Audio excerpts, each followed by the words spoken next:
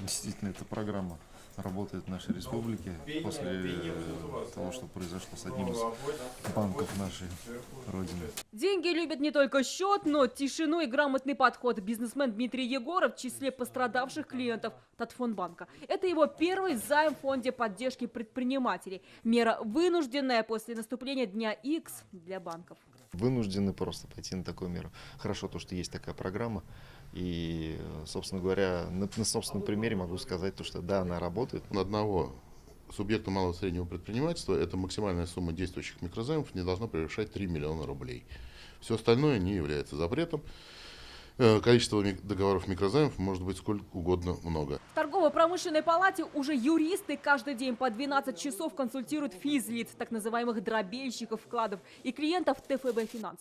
Инвестиционная компания сегодня лишилась лицензии. Основание по Центробанку – нарушение закона о ценных бумагах. О вкладчиках, которые не получили ответа от АСВ, помнят и в Минэкономике. Первая партия документов отправлена в Москву. Вот сегодня мы этот реестр полностью передали, чтобы АСВ нам уже дала какой-то ответ. Эта работа будет продолжаться дальше. Это не значит, что мы собрали и успокоились. С челнинскими клиентами банков сегодня встретился омбудсмен Тимур Нагуманов и мэр города Наиль Магдиев.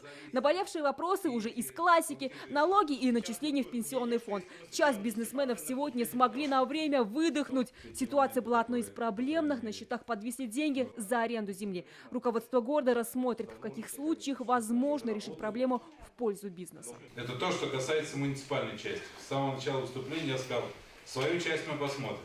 Это ваши платежи, которые зависли. И они подтверждаются вашими документами. По ним будет особое решение в вашу пользу. Значит, еще раз говорю. Для предпринимателей-производственников, которые также пострадали от крушения Интехбанка и Татфонбанка, сейчас Минэкономикой Республики подготовлена другая мера поддержки – лизинговая. Проект уже представили президенту, его одобрили, и сейчас утверждаются условия работы по проекту. Альбина Минибаева, Андрей Корсинский, ТНВ, Казань.